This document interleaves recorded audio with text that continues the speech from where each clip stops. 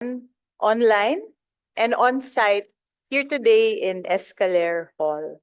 Today's webinar, Bridging Cultural Divides in the University Space, Interrogating Bias, Understanding Inclusion, and Advancing Equity and Well-Being, is co-sponsored by the University Gender and Development Office and the Ateneo de Manila Political Science Department. This forum provides an opportunity for the university community to deepen their understanding of the strategic plan thrust, Bridging Cultural Divides. What does this mean for us as practitioners and community members in the education sector?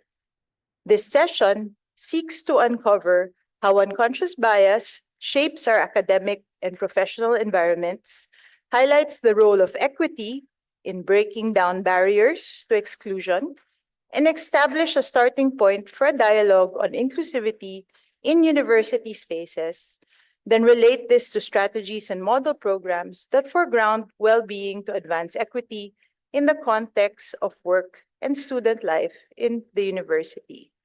This may also relate to strategies and model programs that foreground well-being of everyone.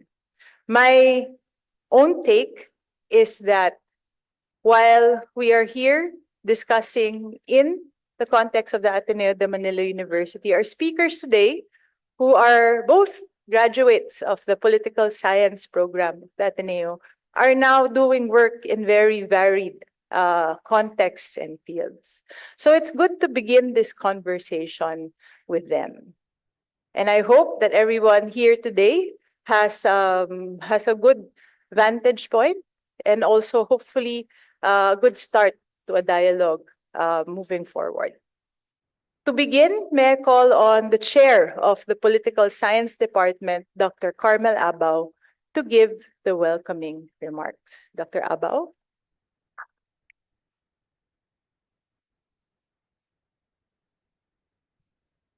Morning, everyone. It is my privilege as Department Chair to welcome all of you to today's forum on Bridging Cultural Divides in the University Space, Interrogating Bias, Understanding Inclusion, and Advancing Equity and Well-Being. A lot of big words in that title, but we have 2 hours and a half, to unpack, one and a half to unpack all of them. We also have very able resource speakers who will help us do the unpacking, and they will be introduced shortly by Dr. Melissa Lau. If you are in this room or on Zoom, you probably care about bridging cultural divides and promoting inclusion or inclusivity in our country. Our speakers today are both Filipinos, but they have an added lens, that of a comparative perspective given their experiences in the United States and Canada. Their contexts may be different, but this is exactly what we need to understand, how these big concepts of bias, inclusivity, equity, and well-being can be applied to particular contexts. Our immediate context is, of course, Ateneo de Manila. We have come a long way in terms of policies on safe spaces and inclusivity, but have our norms and practices followed suit? Is what we espouse as a university genuinely in sync with what we do, how we conduct ourselves, how we relate to each other as administrators, as faculty, as students, and as staff, or as human beings? Understanding bias and inclusivity requires an understanding of power dynamics. Bias and inclusivity are essentially configurations of power relationships. And hopefully, our conversation today will help us form opinions on what kinds of relationships we need to build in our personal lives, in our university, and in our country. The department is very thankful that we have today our very own alumni from the political science program to help us navigate the personal and the political. We are also very thankful to all of you for joining us today. We look forward to a productive and engaging morning with everyone. Maraming salamat at magandang umaga po sa ating lahat.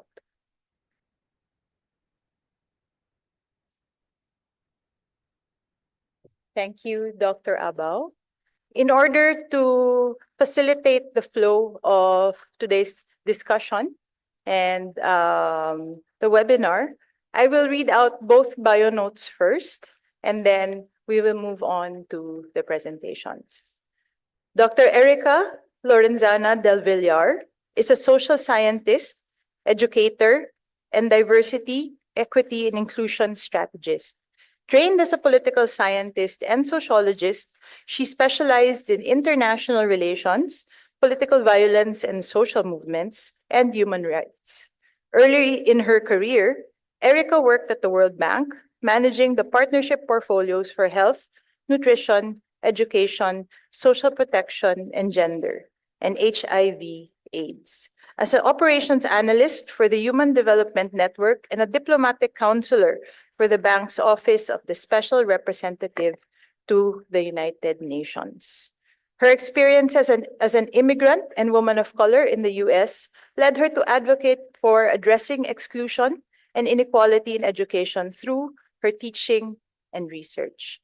Erica's recent work has focused on understanding how to build inclusive learning climates in higher education, interrogating collective problem solving as a pedagogical approach to racial justice education, and examining how institutional DEI climate impacts student retention and learning outcomes.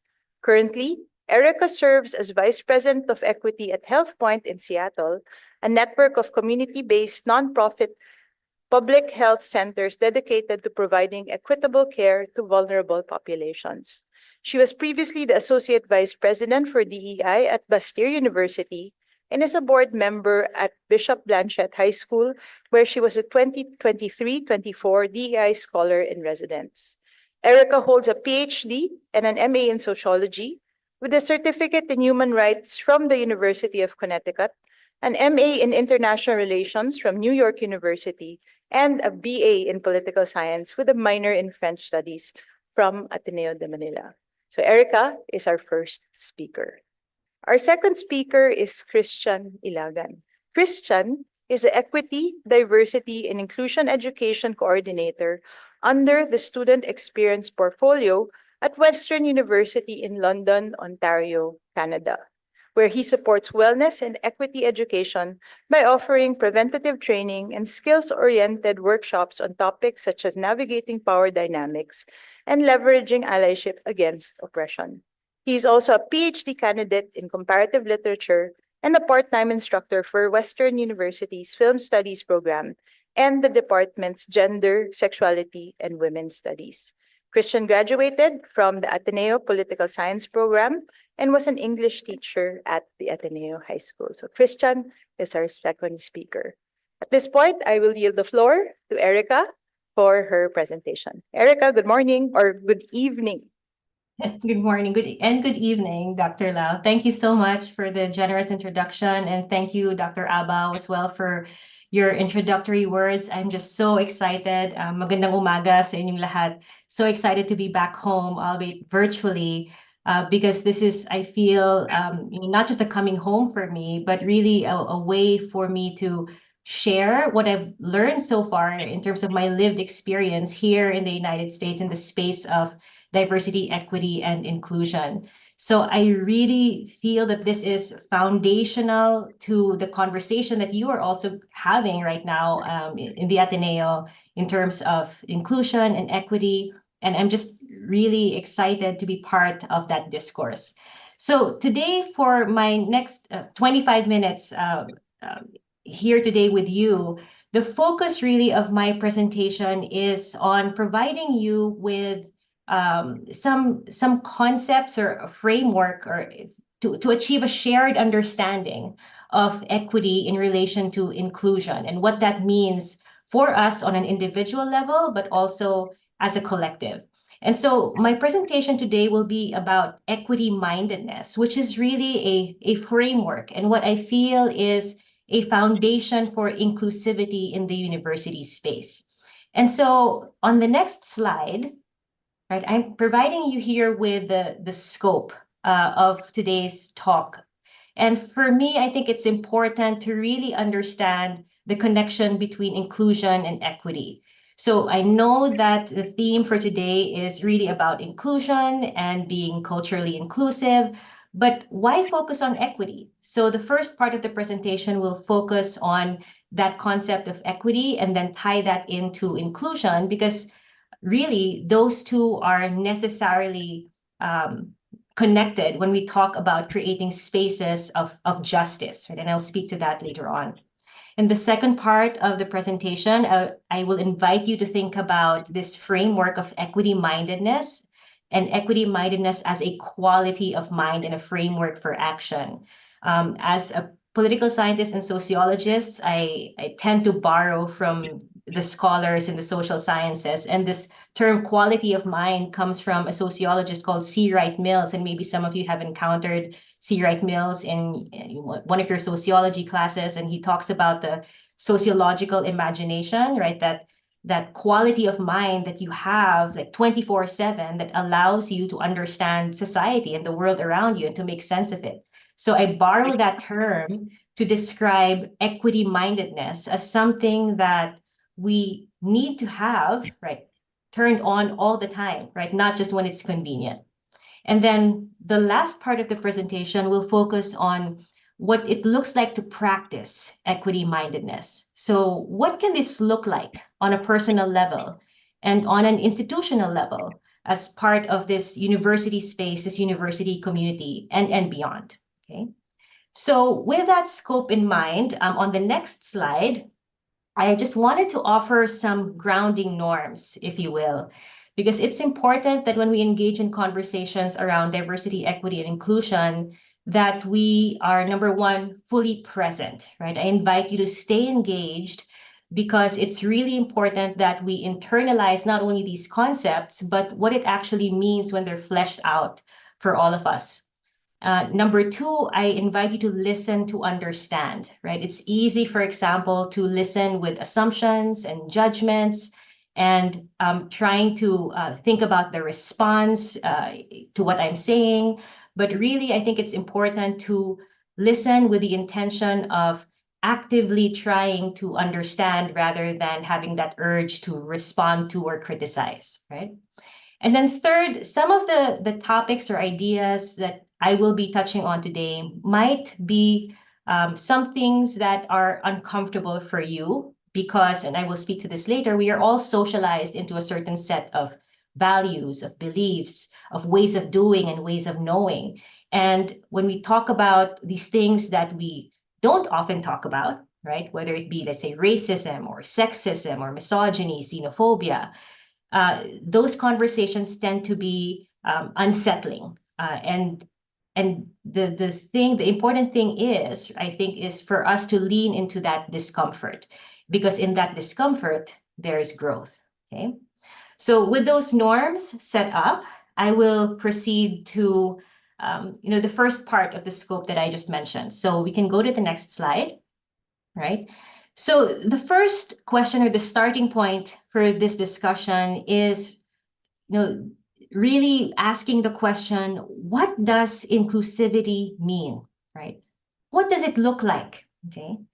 And you've probably, found a definition of inclusion. You've probably been to other webinars or talks defining what inclusion is, but I think it's very, very helpful to level set. I'm also an educator, so when I have my classes, I make it a point to have a shared understanding or start with a definition or an operational definition for my classes.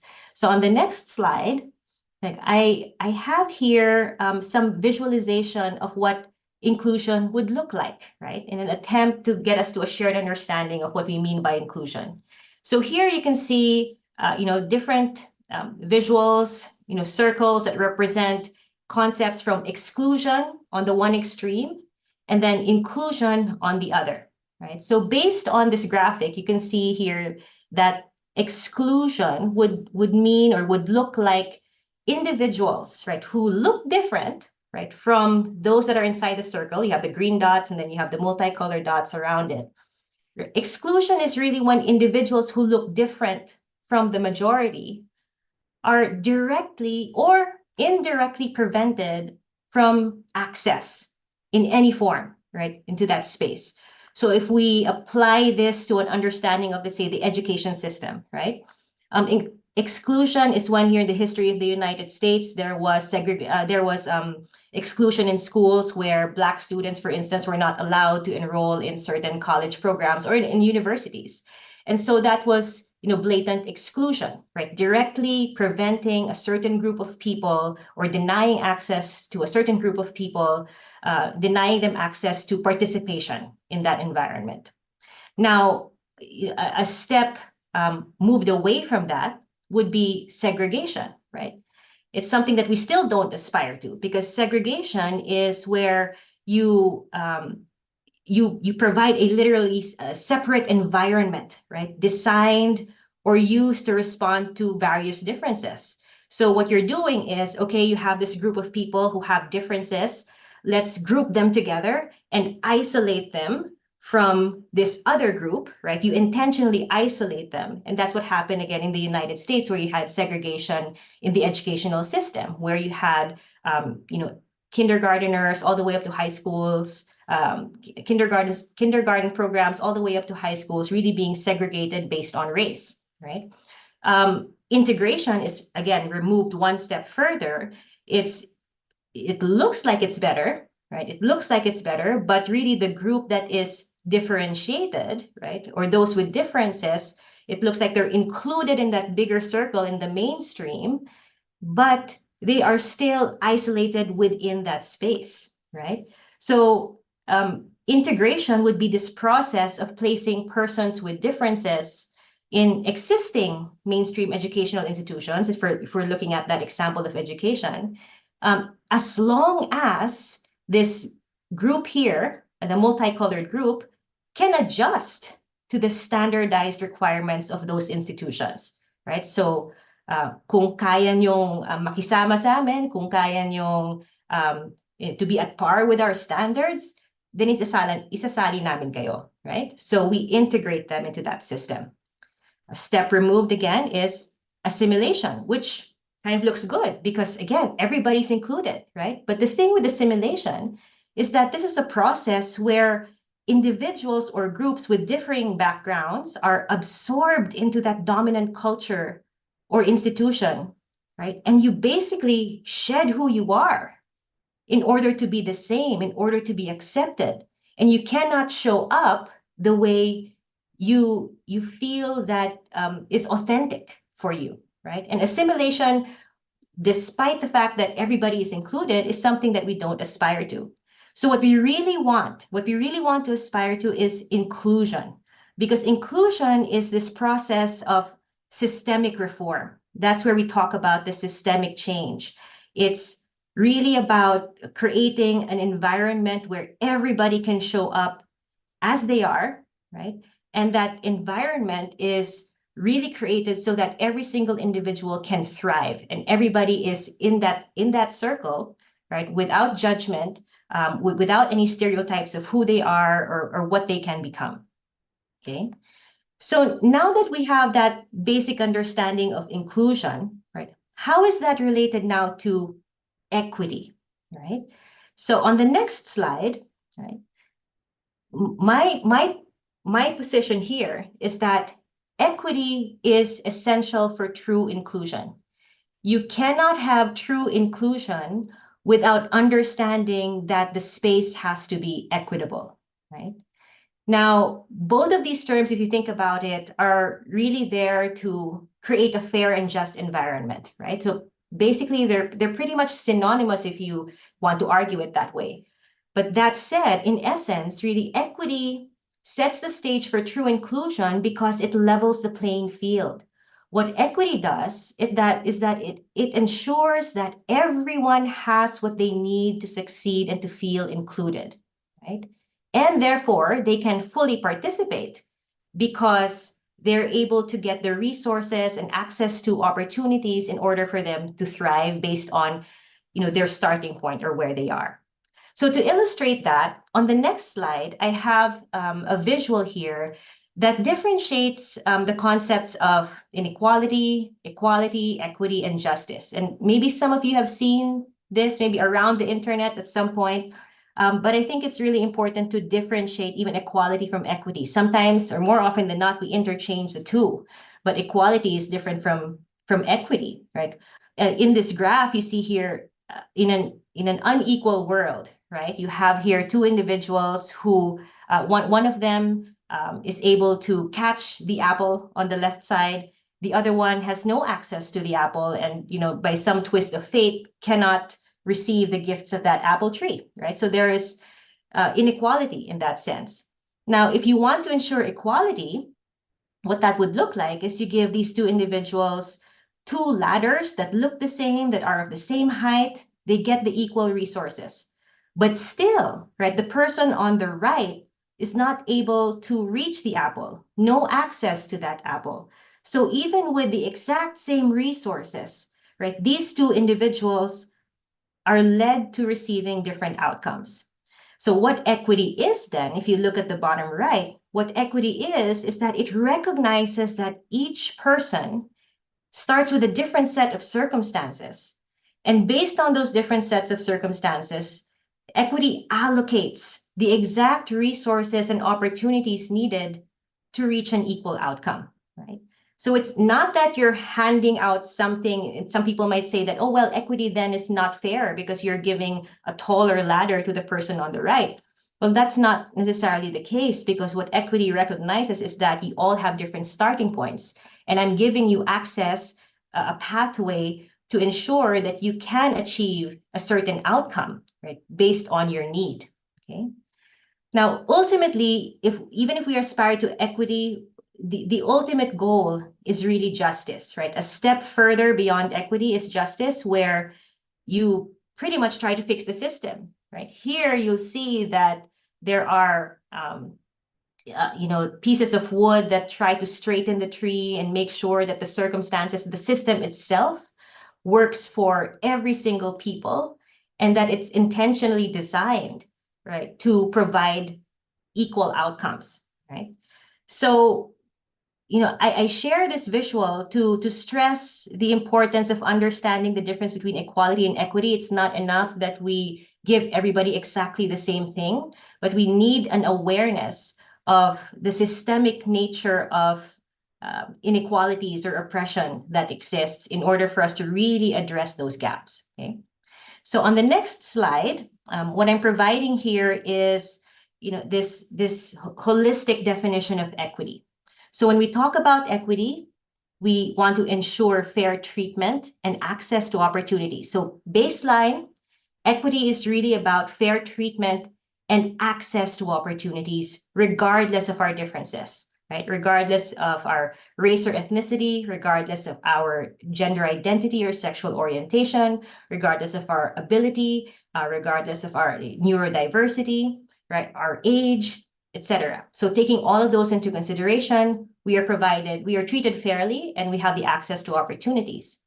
But here's what I want you to take away, right? When we're talking about equity, it's not just about individually ensuring fair treatment. It's really simultaneously identifying and eliminating barriers that have prevented full participation and access to certain groups of people in that particular society, right? Groups that have been historically and structurally marginalized, right? So in the context of the United States, for instance, you have the group of Black individuals or African American individuals who historically have been prevented from full participation in the system because of the history of enslavement, of segregation, of Jim Crow laws. They could not buy property, they could not vote, they could not participate in the educational system, right? And so what equity would look like even today, right, in the US context would be to think about, okay, I'm not just treating you fairly or giving you this opportunity because you identify as Black or African American. I'm creating structures that will allow you to, let's say, accumulate wealth. So what are the laws that are in place, for instance, to make sure that loans are equitably distributed in this particular neighborhood? What are the laws that we have in order to ensure that historically marginalized populations based on race are able to vote and have access to, to their right of suffrage, for instance? right? So in the Philippines, for example, if you want to think about gender and women and the LGBTQ plus community, right? Equity would lead you or would let you try to think about what are the barriers, right? Culturally and structurally, legally, that have been in place that have prevented, say, women or the LGBTQ plus community from participating in education, in leadership positions. And I say that, remarkably, the Philippines is up on top, right, globally in terms of its the progress that it has made when it comes to women in leadership positions, both in government and in the corporate world, even more than the United States, right? And we saw it, just from yesterday's election and in the past two cycles, where the United States, failed to elect a woman into the presidency twice, right? And so, although there are some policy, issues to be thought about when it comes to the electoral race in both instances, right? What analysts are saying now is that, America is not ready to elect a woman, for instance, and a woman of color, right? And so that intersection even of race and gender has been historically a barrier, not just because of their identity, right, but because of the social barriers that have been put in place for them to participate, right? So with that definition of equity, what I want to offer you today, right, is what is the relationship between equity and inclusion then, right? Equity is the foundation, right, of an inclusive society or an inclusive community. You cannot imagine a community that says, oh, we are inclusive, right? We, for example, allow women to join this community. We allow women to be promoted to, to leadership positions. But then you're not thinking of the barriers that might still be in place if they are in those positions, right? So what are those barriers? Cultural stereotypes, the language we use around, the discourse of around women and the LGBTQ plus community, for instance. So what I want to offer you is on the next slide, right? This concept or framework for action, which is called equity mindedness, right?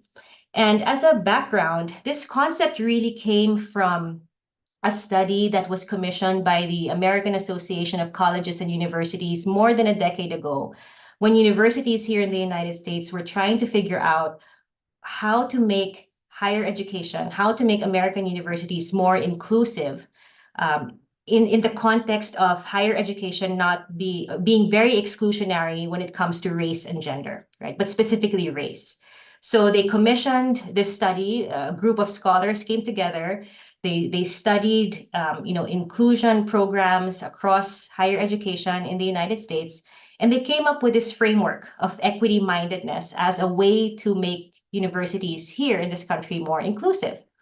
And what this framework really says is that equity mindedness is, again, as I said, a quality of mind, something that you should have pretty much 24/7, right?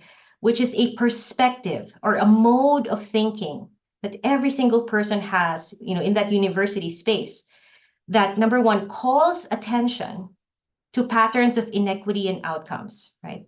So if we see that, for example, one particular school in the Ateneo has more female students than male students, we look at it and we observe, right? But we also, for example, think about it and say, why is this happening, right?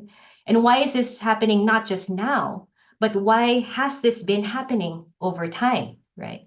What is, based on the data, and I know that that the Ateneo has been studying this in terms of their climate data, right? That you're already tracking, the gender parity across the departments in the Ateneo. So the next question is, like, what are these patterns of inequity, right, in outcomes? Why are certain groups based on gender, for instance, still achieving X, Y, and Z outcomes compared to this other set or this other group that we're looking at? So it's about calling attention to patterns of inequity, right? And one of the other components here is that when you call attention to patterns of inequity, you willingly take personal and institutional responsibility for the success and wellness of the community members. So it's not just, kasalanan ng Ateneo yan kasi X, Y, and Z, walang policy, ganyan. So since you're part of that community, you also have a personal responsibility, right, of ensuring that you critically reassess your own practices. Because while the institution may have a hand in it in terms of the policies that it enacts, the courses that it offers, right, whether there's gender studies or feminist theory in the curriculum, right, a huge part of that is the culture and the norms around inclusion and equity. What are you doing as a student, as a professor, as a staff member to really critically or reassess your own practices and your contribution to that discourse, right? And then lastly, in this framework, right, they call attention to the importance of being race conscious. And again, this is the US context, right? Race in this country is based on data, sociological data, the most salient social factor that has shaped social life. That's not to mean that gender or ability or social class are not important, right? There's this concept of intersectionality where all of these pretty much come together and impact your opportunities and impact your interactions. But race has really shaped this country in terms of the structure and the culture, and you know, it has been an explanatory factor really in the politics and in the social life of the country. So for these scholars, they said, you know, you have to be race conscious. You can't be quote unquote colorblind. You have to pay attention to the way that race has shaped this country, and you have to be aware of the social and historical context of exclusionary practice. And I put here in brackets gender consciousness, because arguably in the Philippines, right, race is not as salient as here in the United States, but maybe gender is, right? And so you can substitute race consciousness for, let's say, gender consciousness. So if you're looking at gender parity, you might want to really focus on gender consciousness and being aware of the social and historical context of exclusionary practices based on gender. Okay. So on the next slide, right, just extending this framework a little bit, right? On the next slide, they really identify some main components of the framework, right? So based on kind of the summarized version that I shared just now, right? The 5 components of an equity mindedness framework, right? If you want to be equity mindedness, you have to pay attention to these 5 things and practice these 5 things. Number 1, you have to be systematically aware. And what that means is you have to pay attention to the system, right? And what the system is the social and historical context of exclusionary practices. How have these practices, right, how have these practices created structures of marginalization and oppression? What are the laws? What are the policies? What are the norms? What has been the culture over time? What is the history of patriarchy, for example, in the Philippines, right? Where did we get this sense of masculinity equals power, right? Was that something that was innate to the indigenous people of the Philippines, or was it something that has come from colonial times or colonial, oppression, right? So really being systematically aware is key to being able to address or go to the root of exclusion, right? You won't be successful in creating policies of inclusion if you don't understand the root of exclusion in that particular society. And that it goes back to really understanding the history of the country, of society, of being aware of the current structures that are in place that create barriers up to this day, right? Second, you have to be institutionally focused, right? So now we're talking about the university space, right? Nasa Ateneo tayo ngayon. So we look at our institution, we look at the role that the university plays in that system, right? How has Ateneo de Manila University contributed to these inequities? And that sometimes it's a hard pill to swallow because you think that you're part of a community that is doing well and advancing social justice, and that you're part of this community that is doing good in society. But it's also important to look at your institution and be reflective about it and understand that in some shape or form, right, the institution has contributed to these barriers. And so the next question is, how can we address them intentionally, right, individually and collectively? Third, if you want to be equity minded, you need to be evidence based. you have to rely on data, right? Quantitative data or qualitative data, right? The figures and the numbers, they're not just there because they're good to look at, but these numbers tell a story. They help us understand the story of the system, right? They help us call attention to those patterns of inequity. Now, we can't understand the patterns if we don't, for example, have a longitudinal study about the impact of particular, let's say, academic programs on the success that women have in a particular field, right? So evidence-based, you cannot think about or design interventions of inclusion without critically assessing the system through data and evidence. Okay. And then next is equity advancing, right? And what this means is like when you've come to an understanding of what the system is, the role of your institution, and you as part of that institution, when you gather all the data, how do you take action, right? The action steps that you take need to promote and implement initiatives that intentionally ensure equity the way that I defined it earlier, right? And then lastly, right, these scholars, again, US context, said that you have to be race conscious, right? So you recognize and acknowledge that in the United States, in this case, right, society has been historically and currently constructed around race as that proxy for power and hierarchy, right? Race is assigned in this country, right? So I, for instance, did not realize or understand when I moved to this country 20 years ago that I was a quote, a brown woman, right? When I was living in the Philippines, I grew up there. I didn't identify myself as a brown woman, but now I realize that that label, right, that category that I am being placed in has implications for the opportunities I have and how I'm perceived. It's like the historic flashcard, right? May parang naka-paste sa'yo, no, in terms of your identity based on race. And so, again, bringing it back to the Philippine context, right, where race might not be a salient, one component we can think of here is, how do we become gender conscious, right? How do we recognize and acknowledge that in the Philippines, for instance, gender has historically and contemporaneously like constructed and defined a social hierarchy, right? And in what ways can we address that in terms of breaking down those barriers, okay? So then the last part of this presentation, right, is on the next slide, really about practicing equity-mindedness as a foundation for inclusivity. This was just a framework, right? I offered you a framework. I invited you to think about this framework. But really, what does this look like? What does this mean on a daily basis? How can I put this framework into action?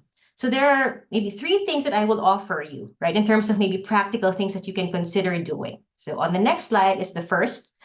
And this is really what I would call an identity audit. So if you can go to the next slide, please.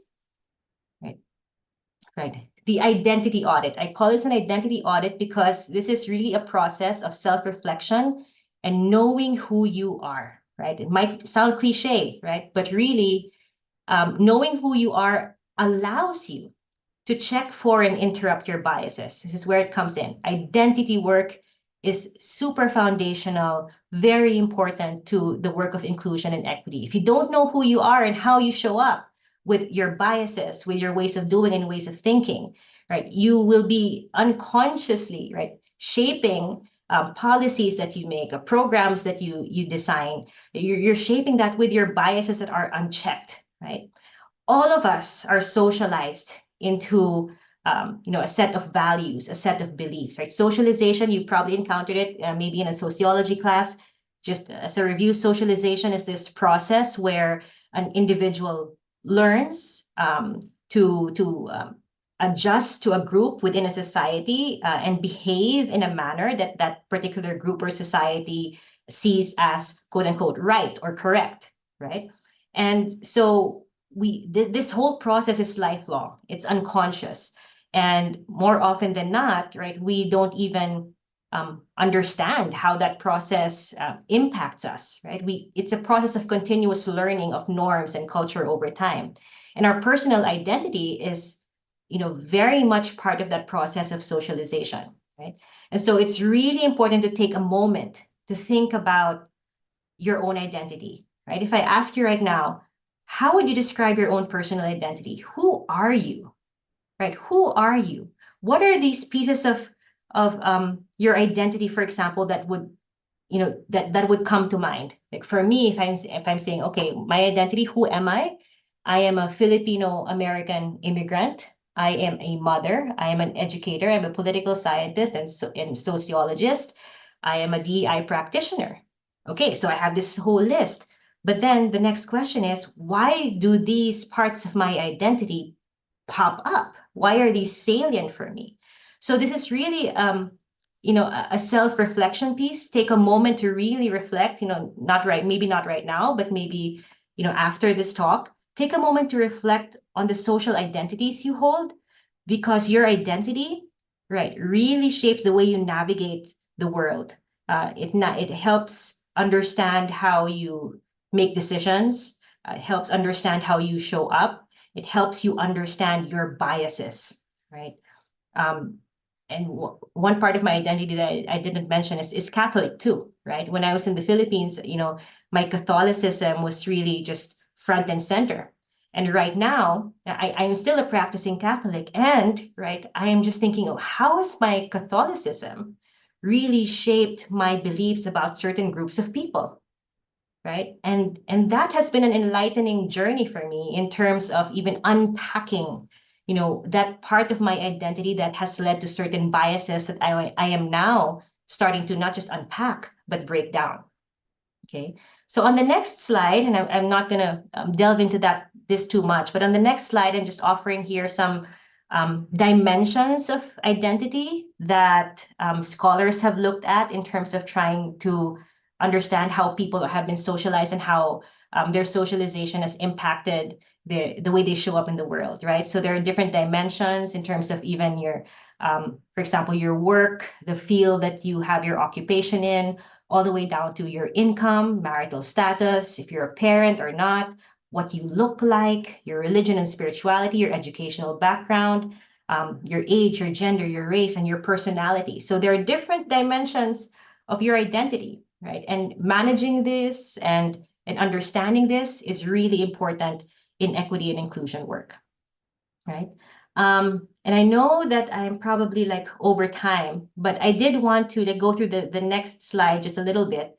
This is a thought exercise that I'll go through very quickly, but I think it's an experience that I hope that you will practice, use as a tool to practice how to check your biases, right?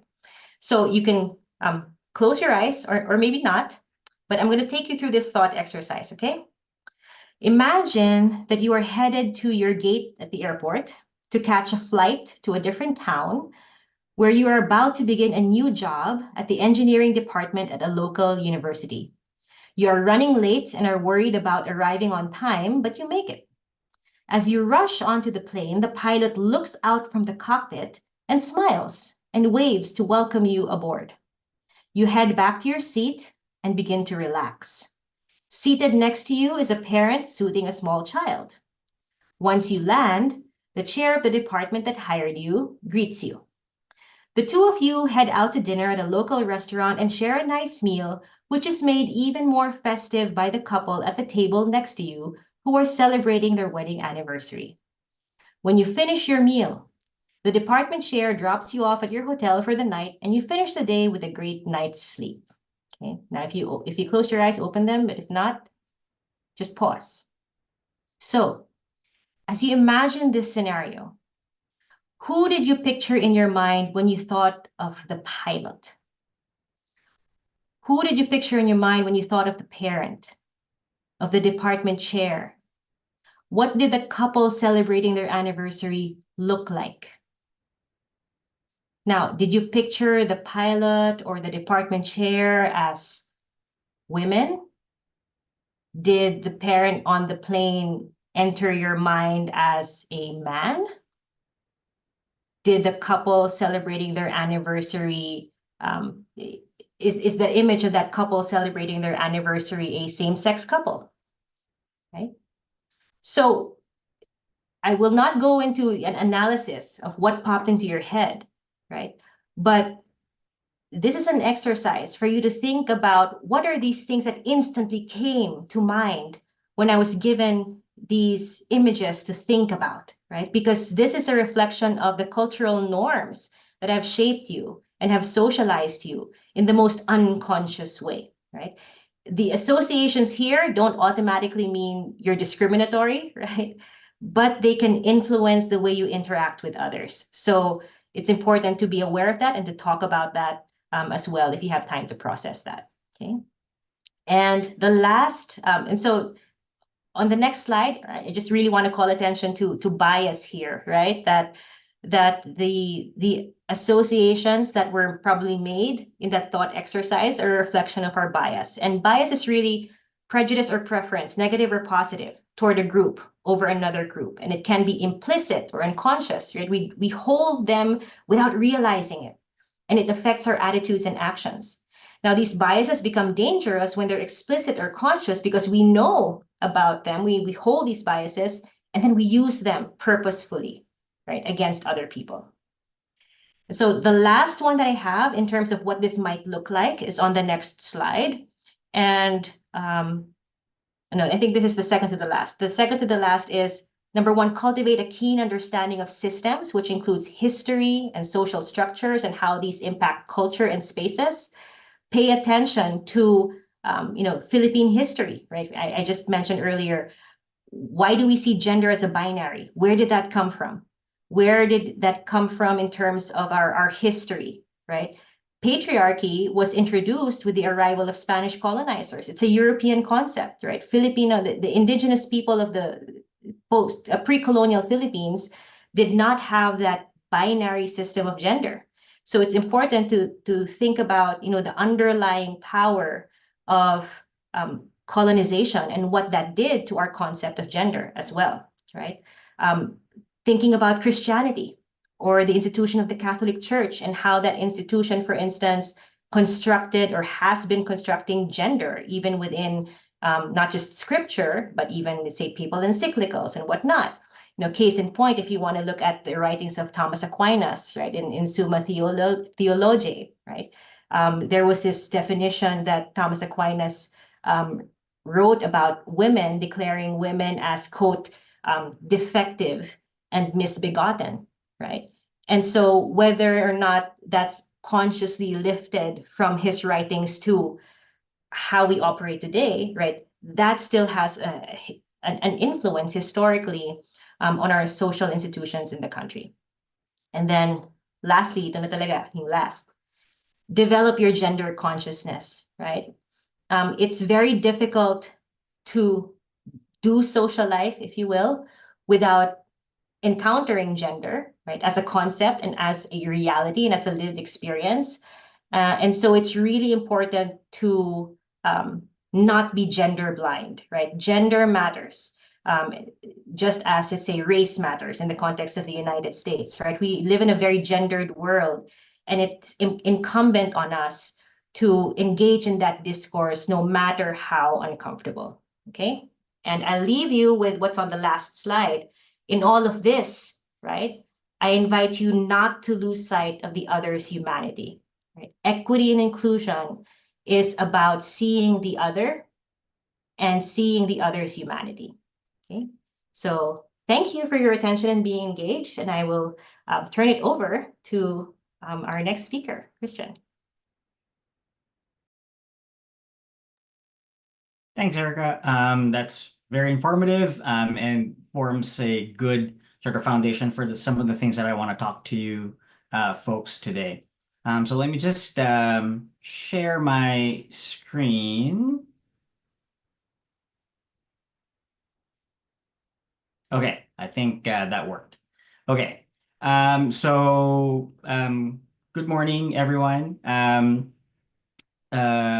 My name is Christian, and I will be speaking to you today about some of the things that we do in our work, specifically at Western University. And I wanted to sort of highlight the aspect of wellness and how that relates with equity education and some of the programming that we do that hopefully could be maybe a point for reflection for maybe rethinking some of the things that you do over there back home. It's really crazy to think about, that you're in Escalera Hall. I remember classes that I've taken there with Father David from way back in the day. So this is really sort of coming full circle. But before I start, I wanted to offer a quick land acknowledgement.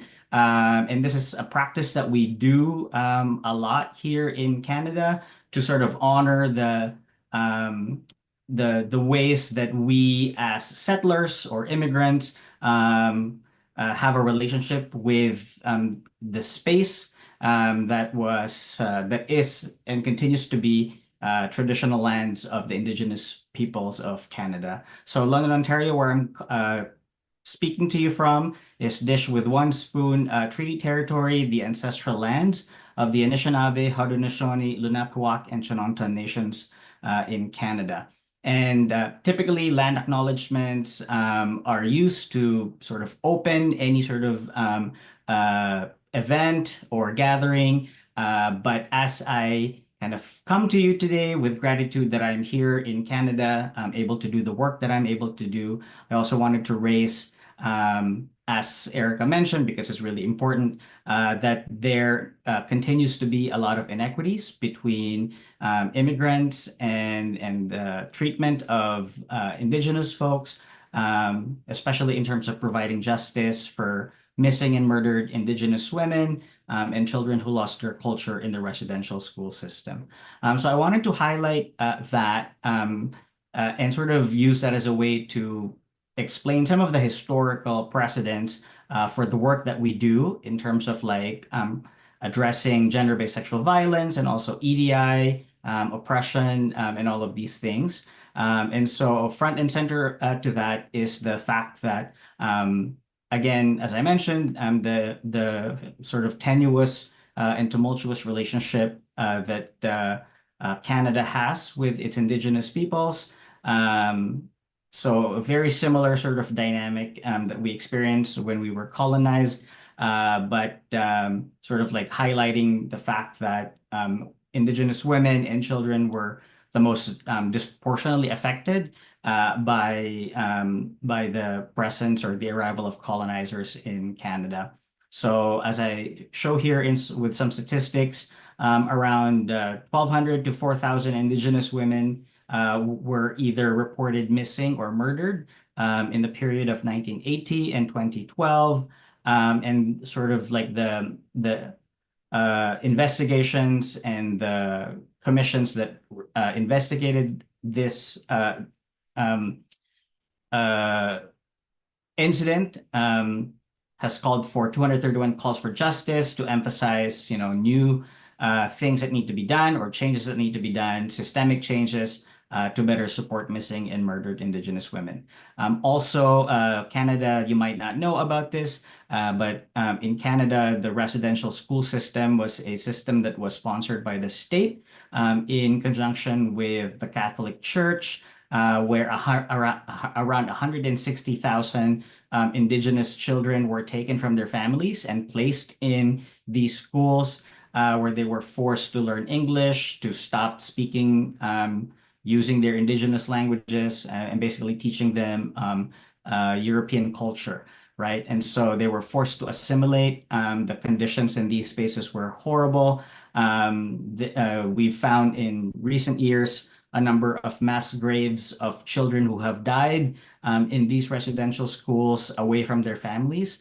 And the Truth and Reconciliation Commission that investigating this has come out also with 94 calls to action, right? So sort of a macro view of some of the historical things in Canada. But more closely, in the university that I work at and teach at, Western University, we also have a number of issues that we have had to deal with in the last few years. The most sort of like high profile of those is the 2021 protests that happened after our orientation week, or our equivalent of ORSEM, right? So Western University is a university that is known as a smart party university. So we consistently rank quite high in terms of like university rankings, but also there's a really big sort of culture around partying, going out, alcohol consumption, and all of that, right? So in 2021, when we had our orientation week, in one night, there were around 30 reports of alleged sexual assault that happened during during orientation week on campus. And one student also died after being physically assaulted in the same evening. Um, and then, so more broadly, in terms of like gender-based sexual violence, in Canada, sexual assault is the only sort of violent crime that has not been declining. All of our other crime rates have been consistently going down, except for sexual assault. So the rates have sort of stayed steady since 1999. And around 1 in 8 Canadian women and 1 in 3 Canadian men experience sexual assault. And then from a specifically university perspective, around 63% of students in Ontario, which is the province where I'm at, disclose experiencing some form of sexual assault on campus. So these are really staggering numbers, right? And so there was a really big protest that happened in 2021 that sort of catalyzed some of the programming that we have developed over the years. So I wanted to sort of spotlight those things as unsavory as they are, because it's really by understanding and grappling with a lot of these historical precedents that we've come up with frameworks to address, the larger issues around equity and violence around our campus. And so we've taken a wellness approach to addressing these forms of violence. And really, when we talk about health from our perspective, it is really the intersection of wellness and well-being, the state of not having chronic suffering, right? Is how we understand wellness. And well-being is sort of this general state of being able to function well, not necessarily just from a physiological sense, but also from like a social sense, a financial sense. And so when all of those things are going well, then we can say that, we have, a positive degree of well-being, right? But we can't talk about wellness and well-being without thinking about the aspects of equity, diversity, and inclusion. And Eric already spoke a lot about these terms, and so I'm not going to reiterate like their definitions. But suffice to say, for example, for myself, up until very recently, I was a very, very broke graduate student or PhD student. They don't pay us as well as if as a regular sort of faculty member. And so, for example, even thinking about that and the effect, for example, of my financial anxieties, for example, on my health, prevented me from really functioning or existing in a state of wellness and well-being, right? So some of these things that we might think of as impacting our mental health or our physical health ultimately also have ties with the kind of spaces that we inhabit, the kind of systems that are in place and the structures that are in play that sort of like affect how we exist, within our social context. And so at the intersection of wellness and well-being, as well as equity and diversity and inclusion, we might find our definition or our sense of like health, right? But often when we think of health, we think of it in a primarily physiological sense or on a primarily individual sense, right? But what we've done is to sort of take this idea of, how can we improve this state of well-being, right? Of an individual, and how can we sort of see that in the context of like the larger spaces or networks that we exist in, right? So when we think about like individual health, can we extrapolate from that, an institutional sense of wellness, right? And so asking ourselves that question, how does wellness, which is often seen as a physiological concept, apply as a framework for institutions, for example, right? And so, you probably hear this on a regular, this idea of mens sana in corpore sano, like a sound mind and a sound body, right? So we think of like someone who is in peak health or well-being, someone who has a sound mind and in a sound body. But how can we conceive of mens sana in corpore sano, not just in terms of like individual well-being, but in terms of like our own institutional health, right? And so really this sense of well-being and wellness influence the way that we built our programming to sort of lean into the justice models to address violence. And also Erica spoke about this, justice being the thing that can help sort of correct or address structural or systemic inequities. And so often when we think of justice, we might think of it in a retributive sense, right?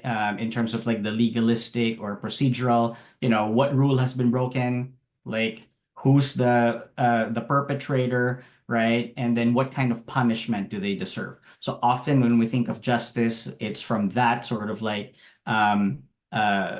perspective, right? But thinking about, this idea of like, how do we correct our policies or procedures in order to show justice for everyone, led us to think about justice in a more restorative sense, right? So instead of asking, who committed the behavior that caused a negative impact, right? We also look at like who actually was impacted, who has been hurt, right? And what do they need in order for them to sort of like get back up, right? And then thinking about like the idea that violence is not something that passively happens to us, that there is someone who is an agent in the perpetration of that, also led us to ask, who is obligated to address those needs, to redress the hurt of the other person, right? And so in a restorative justice sort of model, we let in this case, for example, gender-based violence survivor and the respondent is what we call them, or the perpetrator, sit down and then have a conversation around, okay, how can we make things right? How can we fix things? And how can we make sure that the person who has been impacted negatively is able to sort of continue functioning well, right?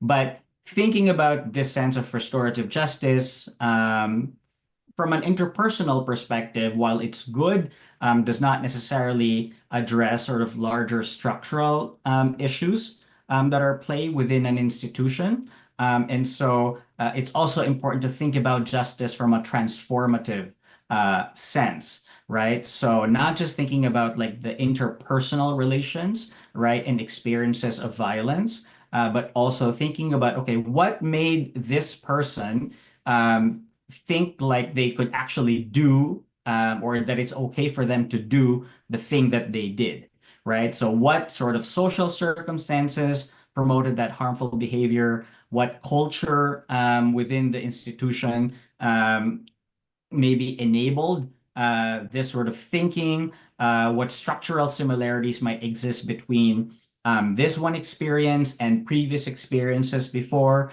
that? And then what measures could prevent future occurrences? And so thinking about, this sort of different forms of justice models really allowed us to think about a sort of a spectrum, right, of responses to things like gender-based sexual violence or racism or oppression, right? Where, of course, we have to want to change the system and the structure, right? But at the same time, how are we supporting, the individuals who are perhaps, impacted, not just the ones that are survivors, right? But also the ones that actually are agents of the violence, right? So because they are still part of the community, right? And so how do we help, both sides, right? Rather than sort of like saying, that this person is to blame, so maybe we'll just sort of suspend them or kick them out, right? And exclude them, right, from the network. So that's not something that we typically will be our first go-to, even though of course that happens, right? But thinking about like the balance of the restorative aspect and the transformative aspect in terms of like our programming was key to developing some of these programs. And so one of the key sort of programs that we have developed since 2021 is our Mustangs for Consent. So our mascot, if you would, are Mustangs, just as like it is the Blue Eagles for you folks.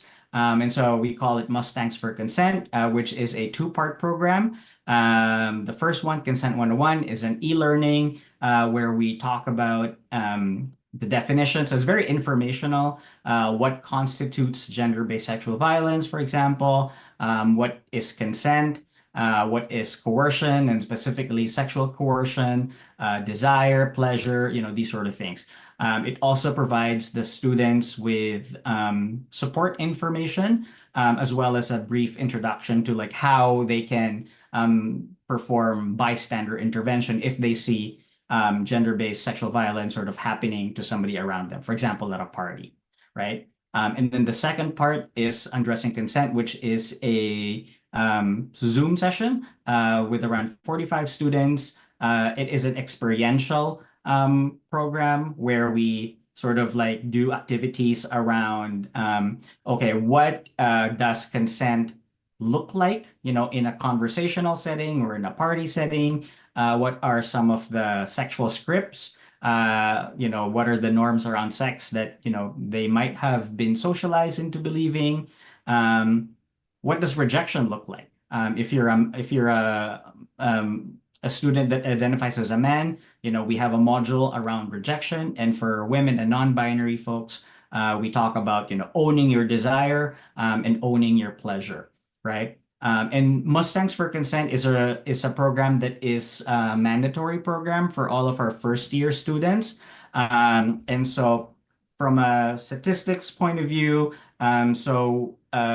our first year enrollment for 2023 school year was around 6,700 students, 6,700 students. And we did around 196 undressing consent sessions.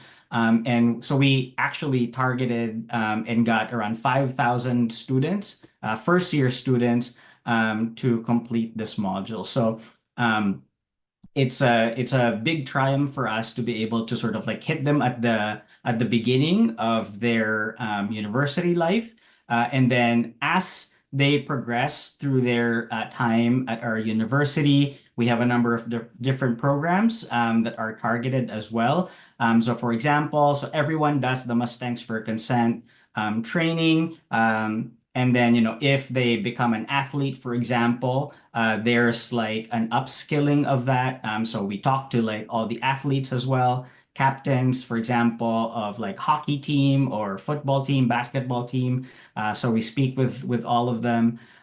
If there are incidents where, a student complains about somebody else about an experience of gender-based sexual violence, we also do educational sanctions. For example, the one here called Making It Right or Leveling Up are programs that are targeted using a restorative justice model to address, like the person who sort of committed or perpetrated some of these like acts of gender-based sexual violence, right?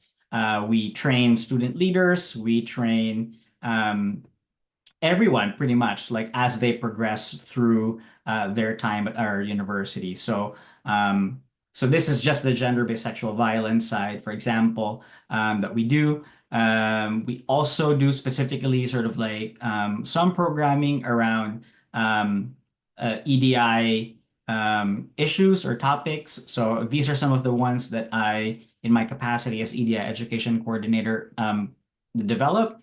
So for example, our programs around ageism and how that might show up in campus settings. We do workshops on empathy and accountability from a compassionate perspective. We also do workshops on, how do you handle hate speech online, for example, right? And what's the appropriate way to manage that? We do a number of e-learning modules from our partner offices on campus. And we've also just recently started conversations around some of the implicit biases that we might have, for example, around what it means to be a professional. So we've started training staff as well, and asking them to think about, for example, the concept of a dress code, right? Why do we, for example, have an association of someone who dresses in a suit as, being quote unquote more professional than someone who is wearing, jeans, for example, right? And so how might some of these like biases that we might have show up in the way that we interact with each other? So we've started some of those conversations at our campus as well. It's a slow process because our campus is around 48,000 people. So it's a big endeavor, but we're slowly getting there. So we feel that that's something that is a win in terms of like our EDI programming and how we've sort of like managed that. From I guess, environmental perspective, we also have started some gains in terms of improving our equity in our environmental campus spaces. So for example, we have started programs around washroom inclusivity to address gender policing. So for example, at Western, around 60 washrooms on campus are single user, meaning it's a space that is enclosed. It's got its own toilet, its own sink, so it's got complete privacy. Most of our washrooms, for example, are multi-user, and we're moving towards being all gender washrooms, for example. And around half of our washrooms on campus are accessible. So if you, for example, are in a wheelchair and need to use the washroom, like we have facilities for that as well, and campaign programs around respecting everyone's right to choose a washroom that's appropriate for them, right? So because it's important, it's one of those things that we don't necessarily think about in terms of our day-to-day life. But for some people, it's all that they think about, right? Like when they sort of come out into these spaces. We've also started campaigns around period equity. So for example, majority of our washrooms on campus have dispensers or baskets for free menstrual products. So that's a campaign that we started last year, I believe. And even in washrooms that are still currently designated as men's washrooms or bathrooms, we do have dispensers for menstrual products because we acknowledge that, for example, trans men or non-binary folks may continue to have their periods. And so, if they choose to use these washrooms, then it's important that they are able to access these resources, right?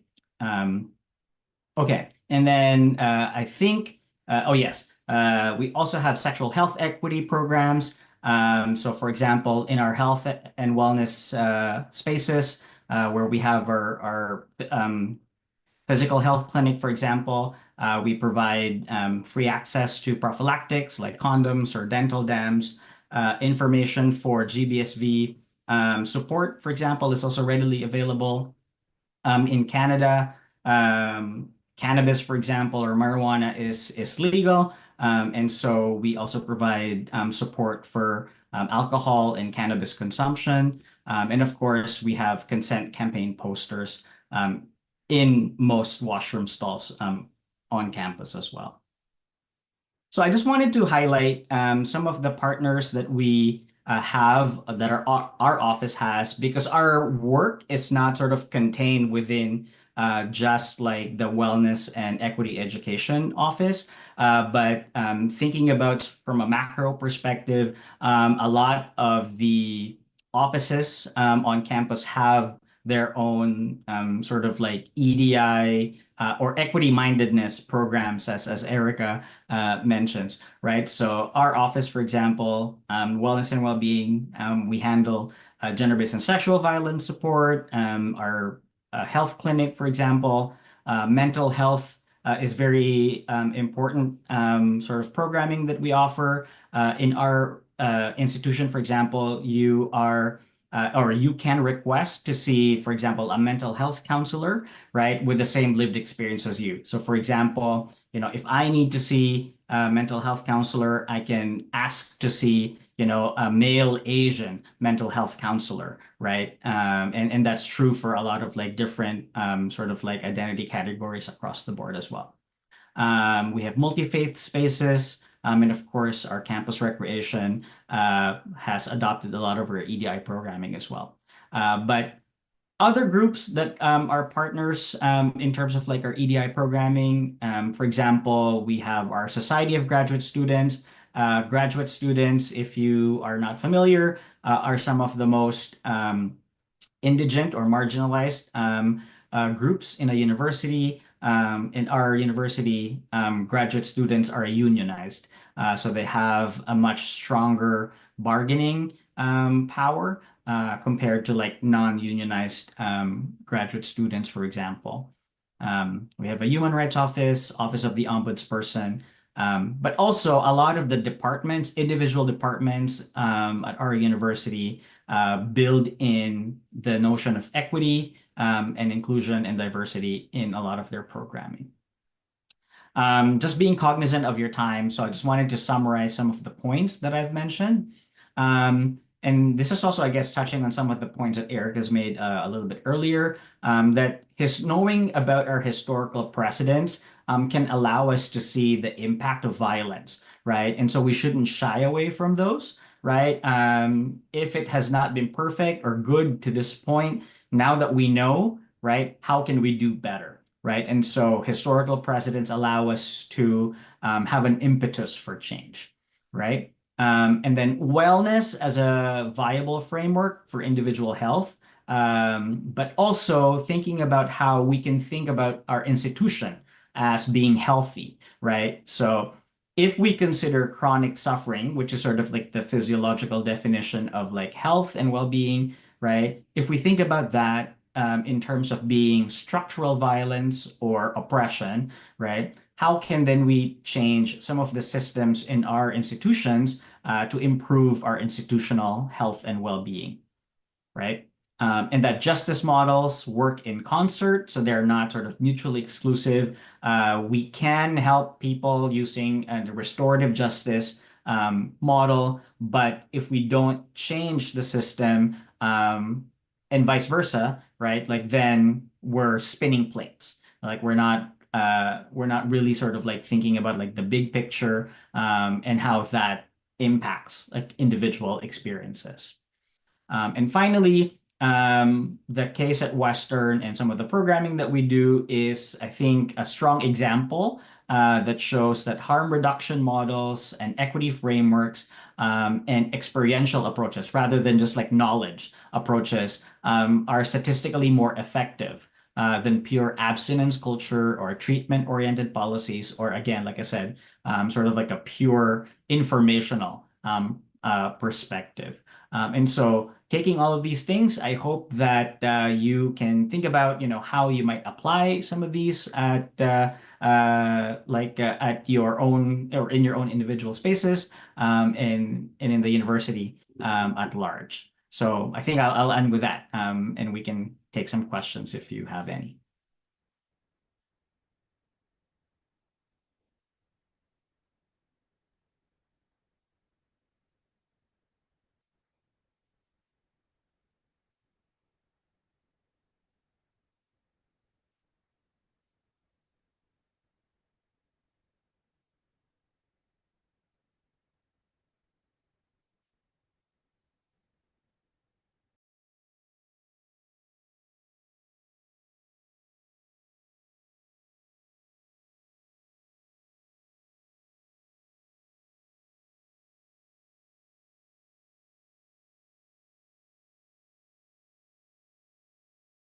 Am I clear? Doesn't seem like it, na. No, Alma, baka you Uh, To the Now we hear you, I think. Yeah. Okay, yeah. So I just said that, Erica, you were once my student, and I'm so proud seeing you deliver a very conceptual presentation on inclusivity. And Christian, this is the first time I'm seeing you naman, and I'm so happy to have listened to your presentation, because part of the work that is being undertaken in this university is to deepen the inclusivity measures and structures. So I have two questions. One addressed to Christian, which is very operational, and then another one perhaps at the level of concept naman to Erica. But on the operational side, um, so sometime in 2019, the Gender Hub was established. And if you read the memo of the establishment of the Gender Hub here in the Ateneo, it states there that the Gender Hub is supposedly the university's DEI. So that very concept of DEI was in fact stated in the memo. However, when we presented a proposed anti-discrimination policy here in the Ateneo, and in which we utilize the concept of DEI, diversity, equity, and inclusivity, we were prevented from proceeding accordingly because of the negative and Western connotations of the concept. But when they said Western, they really referred US.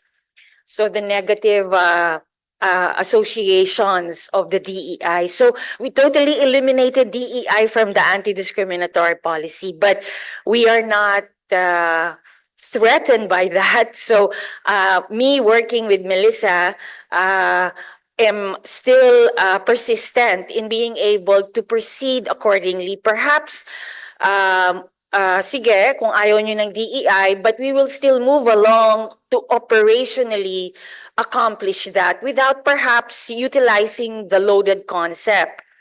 So at the operational level, first of all, I would like to say that your experiences are way advanced. Wala pa kami dyan. And in fact, the data that we have, and building on what Erica said earlier, that data counts when we want to develop equity-mindedness. Yung data namin is sexually disaggregated. It's not even gendered disaggregated. So it's sex pa lang. So ang tanong ko is, if we are to proceed accordingly and properly, in terms of the forms, I hope, Christian, you can help me, and because you are the EDI person there, how are we going to collect? Literally, we are at the level where we want to be able to collect the data of gendered of gender distribution here on campus. We presented that to a lawyer who advised us that perhaps the very act of collecting data, whereby we ask students what their gender preference is a violation of privacy. So what do you think of that? And would you be able to give me some suggestion on how I can proceed operationally so that we could collect gender-based data? On Erica naman, we wanted to collect gender-based parities in terms of pay amongst faculty here in Ateneo, and this was the response of HR. We don't do that because we're not even focusing on gender, because we believe that that pay should be allocated in terms of competencies and merit. So my question is that, does that contribute to inequity? Baka does that way of looking at, we don't need to collect gender-based equities or inequities in terms of pay scale, because pay is not we are allocating pay or compensation on the basis of merit and capabilities, and how faculty are advancing in terms of merit. So yon, does that in fact contribute to inequity, or what is your insight on that? So yun lang, Christian and Erica, maraming salamat. Erica, would you like to start or should I? I could, but yeah, maybe you go first. Okay. Thank you, Ma'am Alma, for the question. So from a data collection perspective, so we do it at a number of different levels. And I suspect that you might already have some of them, for example, from the registrar's office. So for example, a lot of our data comes from our registrar's office. And a lot of that, comes from self-identification, for example, from the students when they submit their applications, right? Often that's built into some of the forms that they fill out when they come in. We also have ways, for example, our housing system, like our campus housing, it's also a partner for collection of data. But also informally, some of the data is gathered from mental health or guidance counselors, for example. Of course, these are kept like anonymous, right? And it is sort of just purely demographic, right? So we don't collect data, for example, like even when there's a disclosure of a sexual assault, we don't collect sort of like personal data unless it goes through like higher up in terms of like the reporting process. So from a privacy perspective, I think there's a way to sort of get demographic data if you just wanted to have a starting point through the registrar's office. We also have a what we call a wide survey, which is like basically a demographic survey that we sent out to all members of our community, faculty, staff, and students. And so this is they don't have to identify who they are. They just fill out sort of a demographic form as a sort of way to gather information about just the composition of the population. So yes, and also I do, yeah, recognize. Thank you for also raising. In some ways, we are quite advanced, right? But this is really good because you are moving in the right direction, I would say. So I think keep at it. So to respond to your question, Ma'am Alma, it's so good to see you again, even virtually.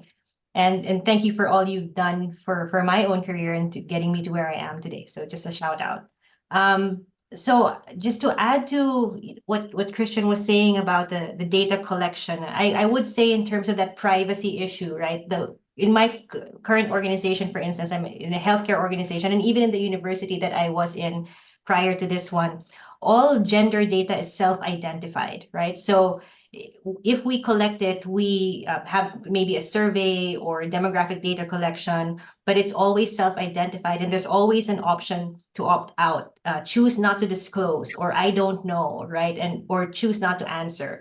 So by virtue of that, you're at least opening the gateway for having some reported data, right? It might not be completely reflective of the complete demographic picture of the university, but I think that self-identification piece, which is what the US Census does as well, everything is self-identified. If you don't want to answer, then you don't. So, but at least you're capturing those that want to respond to that data. Now, in terms of the gender pay data, I'm going back to the framework of equity mindedness, right? It has to be evidence-based and data-driven. So if you don't have the data, you're just basing it all on assumptions, right? Or that good faith that, oh, our salary grades are based on on competencies and merit, and that's well and good, right? But that's an assumption. And if you don't have the data to really show that there are no disparities, then how can you ensure that you're addressing the gender pay gap, for instance? So I would say that, I don't want to be too categorical, but I would argue that not collecting gender pay equity data can indeed be considered inequitable, because without that, you really can't identify and address the pay disparities between not only male and female, but also the gender identities within that spectrum. And without that transparency, then the organization would not be able to really accurately say that its compensation practices are equitable. And I know that there are legal and ethical considerations, but that also goes along with a culture shift that is needed and the discourse that is needed around privacy, confidentiality. And that's why, maybe here in the US or in Canada, we are quote unquote more advanced in that, because arguably there has been a culture shift around people being willing to provide that data or gather that data too. I hope that was helpful. And I would just add also, along the lines of meritocracy, there's already also, I think, there's increasingly important discourses around meritocracy as a myth, especially from an equity perspective, right? Like, how can we really truly consider meritocracy when, for example, somebody is not able to access the pathways to begin with, right? So I think that's really important to think about as well, when we kind of think about things from a meritocracy lens, because often it obscures the fact that, that we don't all start at the same level, right? And so meritocracy is harder for some than for others, right? Indeed. Thank you so much, Erica and Christian. This has been quite the unpacking session, and really, I think, the beginning of a discussion on these issues. And to just formally end this talk, I'd like to present you both virtually with a certificate of thanks. We do everything virtually, so the certificate comes out also. To Dr. Erica Lorenzana del Villar, in recognition of her invaluable input as resource speaker for bridging cultural divides in the university space, interrogating bias, understanding inclusion, and advancing equity and well-being, held on 7 November 2024 at Escalier Hall, Ateneo de Manila. Talagang dinama yung years na nandito kay sa Ateneo. Thank you, Erica. And for Christian Ilagan, MA, in recognition of his invaluable input as resource speaker for bridging cultural divides in the university space, interrogating bias, understanding inclusion, and advancing equity and well-being, held on 7 November 2024 at Escalier Hall, Ateneo de Manila University. Thank you both, Christian and Erica. Thank you also for everyone who has attended both on-site and virtually. This now marks the end of this webinar. Maraming salamat.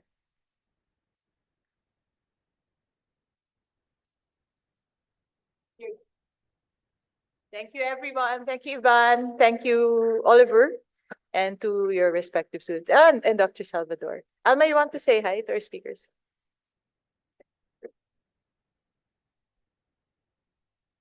Okay, here comes Alma. Hello. Hi. Hello.